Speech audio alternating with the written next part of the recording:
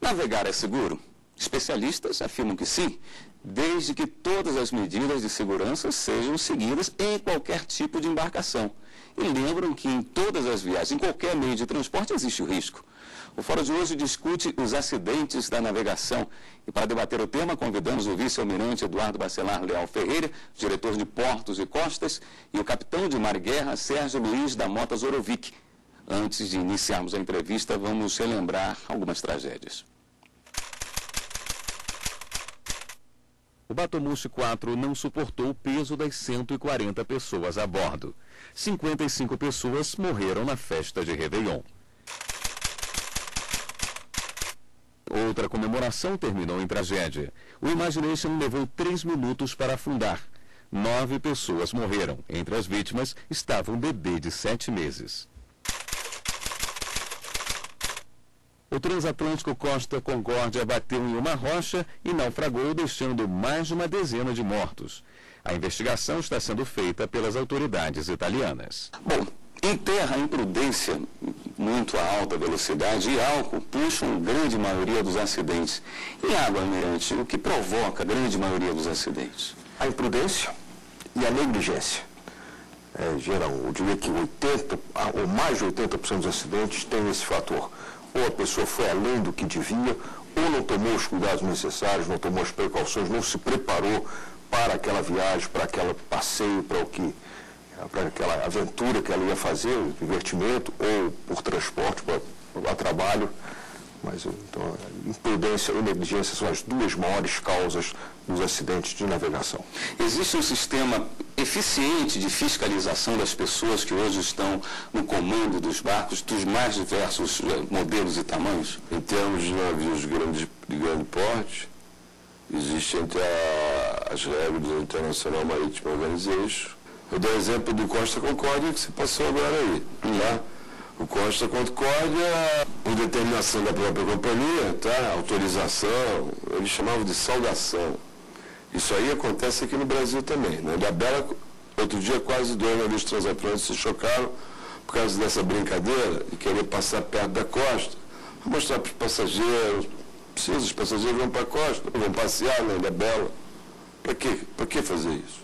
Tá, no caso do Costa Concórdia, o comandante tinha um problema comportamental. Como chega um profissional a esse nível de ser responsável por tantas vidas e a gente aceitar a imprudência ou a imperícia? Olha, isso no caso do comandante do Costa Concórdia, fazia sempre aquela manobra, tá? E aquele dia, algumas coisas não corriam de acordo, tá, com a navegação normal em águas restritas. As coisas não estavam correndo bem, entendeu? E tinha alguma bebida no meio, talvez alguma outra pessoa, e eu acho que ele se achou mais superpotente do que ele realmente poderia ser, né?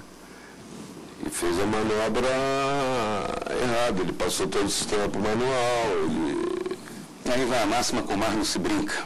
Nem convida a pessoa. Você quando navega em águas restritas, tá?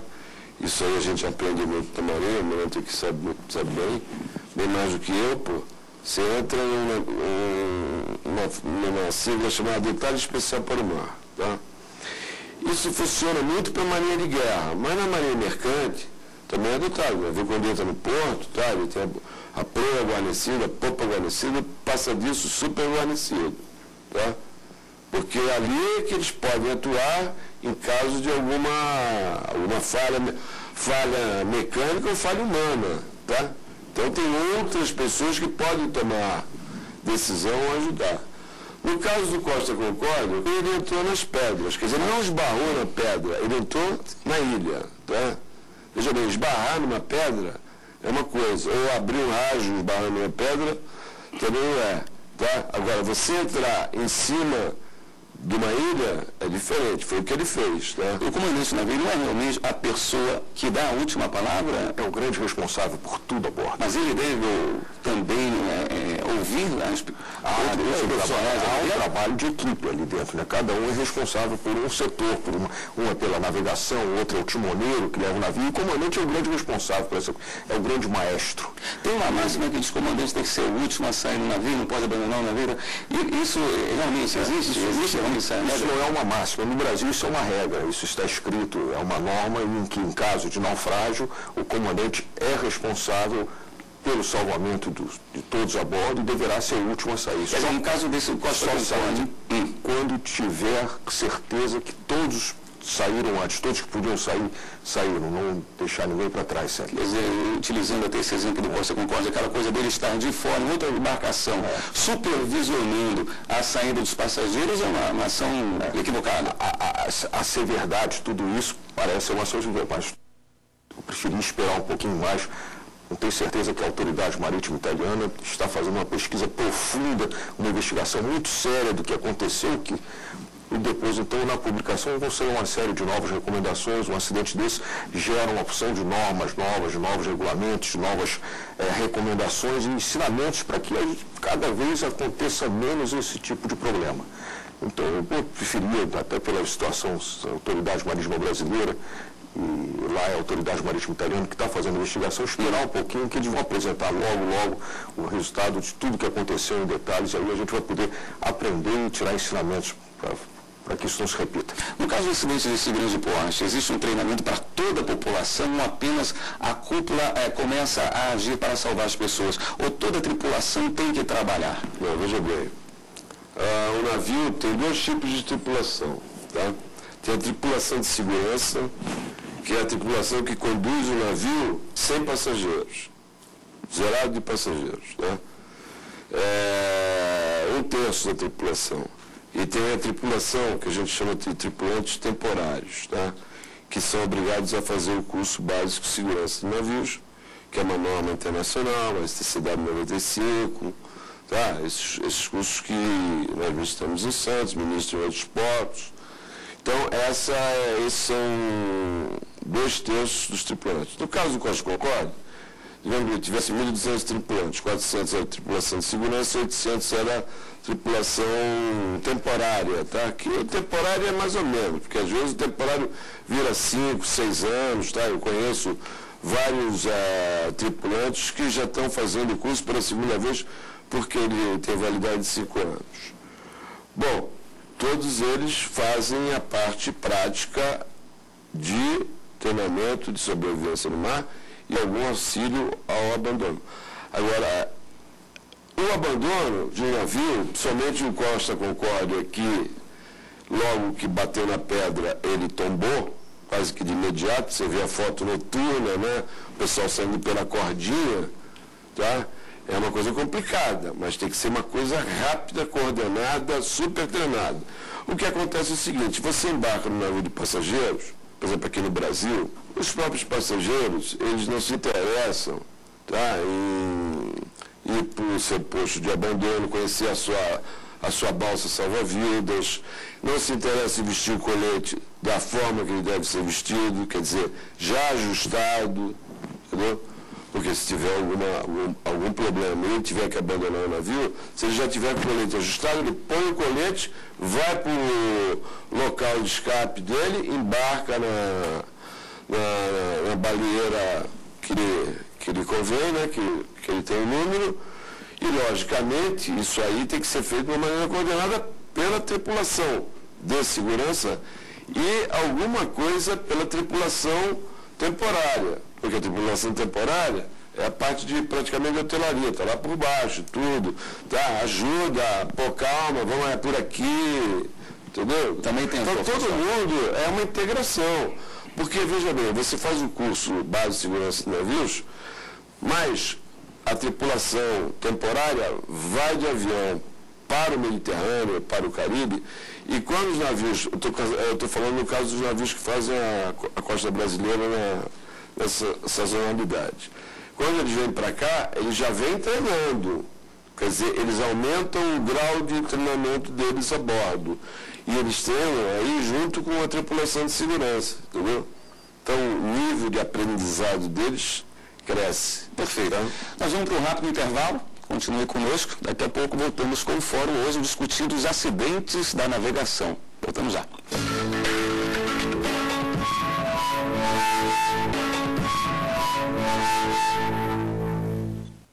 Estamos de volta. Ora, antes de continuarmos a discussão sobre acidentes da navegação com o vice-almirante Eduardo Bacelar Leão Ferreira e diretor de portos e costas e também com o capitão de mar e guerra Sérgio Zorovic, vamos ver o depoimento do velejador e atleta olímpico Lars Grael, um dos maiores nomes do esporte nacional. O iatista sobreviveu a um acidente no mar há 13 anos. O acidente aconteceu no dia 6 de setembro de 98.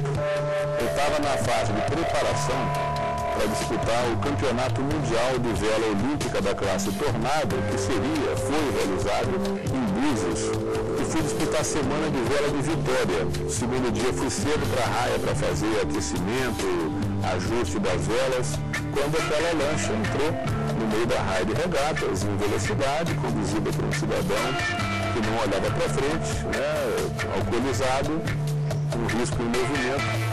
Infelizmente, eu virei uma estatística. Eu tive a perna decepada, no mesmo momento, pelo hélice da lancha que atravessou ali a raia de regatas. Eu fui jogado ao mar e quando fui nadar em direção ao barco, eu senti dificuldades, Eu senti uma dormência na perna. Foi quando eu passei a mão e vi que eu estava sem a perna,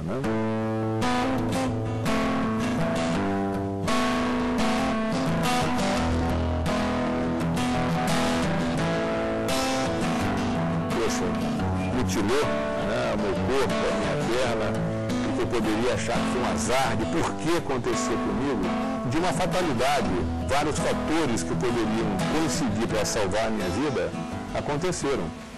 Eu estava usando salva-vidas, segundo, tinha um barco perto que pudesse prestar socorro, e a sorte maior, quando eu cheguei no Yacht Clube do Espírito Santo, um velejador capixaba desistiu da regata e chegou lá simultaneamente.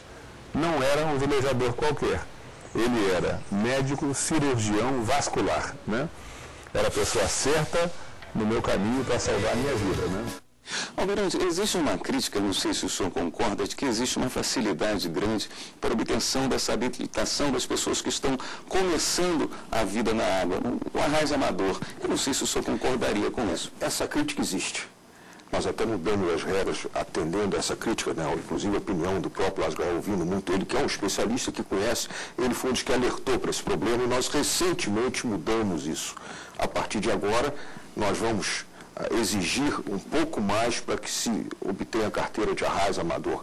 Ele vai ter que comprovar uma experiência prática, ele terá que ter ido embarcado numa embarcação por um determinado tempo e só depois é que ele poderá fazer a prova. Ou, se for o caso de jet ski, que é uma preocupação maior ainda nos dias de hoje, nós teremos, ele vai ser obrigado a fazer um curso efetivamente, não apenas uma prática, mas fazer um curso com aulas formais, práticas, aulas práticas e formais, para então se qualificar a fazer o exame depois do exame na prova, que é uma prova teórica. Isso já é exatamente um endurecimento das regras para evitar esse problema. Mas a realidade, é claro que nós estamos sempre aperfeiçoando a qualificação, é importante. Mas, infelizmente, o que a gente sente aqui no Brasil, nesses locais todos, nos acidentes, é que o grande problema é a imprudência, é a negligência, não é a imperícia. É como os motoqueiros, a gente pega trazendo para o trânsito, a maioria dos acidentes com moto, não acontece porque o motociclista não sabe dirigir a moto. Pelo contrário, são motociclistas, às vezes, muito habilidosos. É a maneira como eles se comportam no trânsito, que eles sabem que não podem se comportar assim, mas ainda assim fazem, nós temos acidentes. Ou motoristas também despreparados, que não têm essa visão, esse cuidado. Então, o problema maior, eu diria que em 80% dos acidentes a gente percebe que o erro não foi por desconhecimento, foi por imprudência ou negligência. Junto a um pouco mais de critério para se entregar uma habilitação, deveria haver uma fiscalização também. A fiscalização nós fazemos muito forte. Eu acho que está dando certo. Apesar de tudo, nós estamos vencendo a batalha. Os acidentes, apesar do explosivo crescimento que nós estamos tendo no Brasil, nessa navegação de esporte recreio, está realmente impressionante. Nós estamos crescendo jet ski a 20% ao ano. Hoje nós temos 46 mil jet skis no Brasil. Há um ano atrás eram 36 mil, 37 mil, coisas desse tipo assim. E em todos os tipos de modalidades de esporte recreio, nós vemos esse crescimento. Não só o crescimento em número de embarcações, como em áreas. Hoje, cada vez mais se usa açudes, represas, lagos, rios, não é só mais praias. Antigamente se associava muito esporte recreio às praias. Hoje não, tá? Goiás, aqui do lado, é enorme a quantidade de locais em que é praticado o esporte da navegação, a náutica, no sentido como divertimento. Então, essa expansão, apesar de toda ela, graças a esse esforço de fiscalização, de orientação, de educação e de punição, isso é muito importante, a pessoa saber que se fizer uma bobagem, se provocar um acidente, vai haver um inquérito, nesse inquérito nós vamos apurar os responsáveis, isso vai ter desdobramentos depois, chegando até o desdobramento civil e penal, né? Então, esse conjunto de fatores está fazendo com que, apesar do crescimento, os acidentes estão mais ou menos parados há 10 anos. Não muda muito a quantidade. Não é o que a gente queria. A gente acha que tem que ser menos, principalmente porque poderia ser menos. Mas, pelo menos, a gente está conseguindo, com um esforço muito grande da fiscalização, evitar, e de essas campanhas educativas, simpósios de navegação em todo o país, quer dizer, uma série de propaganda, uma porção de coisas que a gente faz para tentar reduzir. E eu acho que a gente vai ganhar essa luta. Eu vi que o número de acidentes fatais no Brasil nos últimos anos gira em torno de 100, 170, ficando até 170, né? Mal comparando, uma cidade de 2 milhões de habitantes, mais ou menos no Brasil, em 4 meses de trânsito morre mais gente do que isso. Aqui a cidade a quantidade de embarcações é enorme. Parece essa quantidade de 170 de óbitos, entendeu?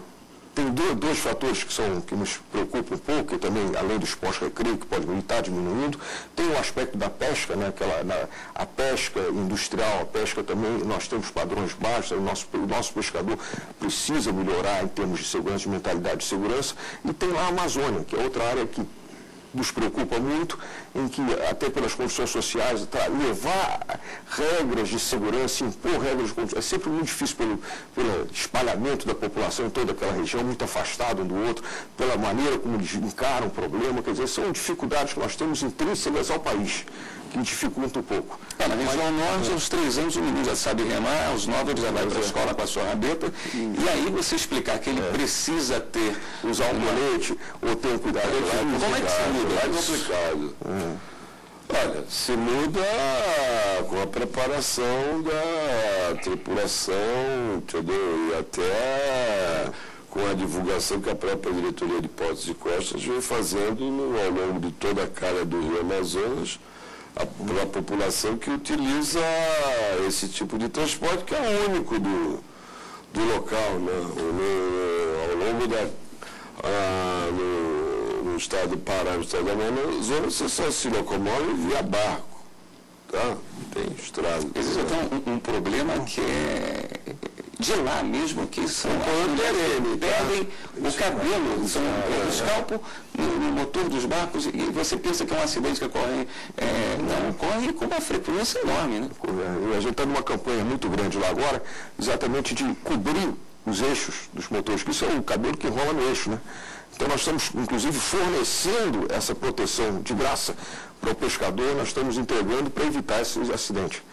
Diminuir, está diminuindo. Eu digo, a gente quando olha uma fotografia de um acidente, a gente, poxa, que coisa chata, e realmente chateia, principalmente, como eu disse, porque a gente sabe que aquilo não precisava ter acontecido. Mas quando a gente olha o videotape do que vem acontecendo, mesmo na Amazônia, a gente percebe que está havendo melhorias, que está havendo melhoras, que nós estamos com mais segurança, ou já maior mentalidade, quem vai ao mar percebe o problema. Agora existem também aqueles que se sentem acima da lei, né? Que nada afeta um garoto no jet ski, às vezes um pai com um garoto de 10 anos, qual é o exemplo que ele está dando? Ainda mente, quando eu chego à autoridade para saber por que ele deixou o filho dirigir, ele inventa uma desculpa. O mau exemplo que ele está dando para o filho não é só de deixar o filho dirigir, é ensinar mentira, essas coisas. Então esses aspectos são todas coisas que nos chateiam, que nos aborrecem, e nós estamos lutando para mudar. Mas tem um outro problema também muito comum, seja a utilização de superpopulação, né? Superlotação, perdão. O que acontece lá no Rio Amazonas. Né? Mas aí é problema do comandante da embarcação, tá? Da tripulação, do armador, entendeu? Ele até do próprio passageiro. Responde judicial. Responde. E que está aceitando entrar numa embarcação que ele já sabe que está com superlotação. Tá? Então ele já está sabendo que ele está participando de uma não conformidade, né? E que pode levar a uma catástrofe. Tá? Hoje, corroborando, qualquer um que entra numa embarcação de transporte passageiro, caráter comercial, a embarcação é obrigada a ter fixado em lugar bem visível o telefone da capitania. Nós todos temos celular, ligar, eu não tenho dúvida que em pouco tempo, rapidamente, virá alguém da capitania, inspecionar aquela embarcação, verificar a denúncia, a veracidade da denúncia. Então isso é uma coisa que deve ser feita. Bom, terminamos aqui com o nosso programa Fora. Agora gostaria de agradecer imensamente a presença do vice-almirante Eduardo Bacelar e também Sérgio Zorovic, capitão de mar e guerra. E a você que nos acompanha, pode enviar sugestões para o programa. O endereço eletrônico é fórum@stf.jus.br. Te espero na próxima semana. Até lá.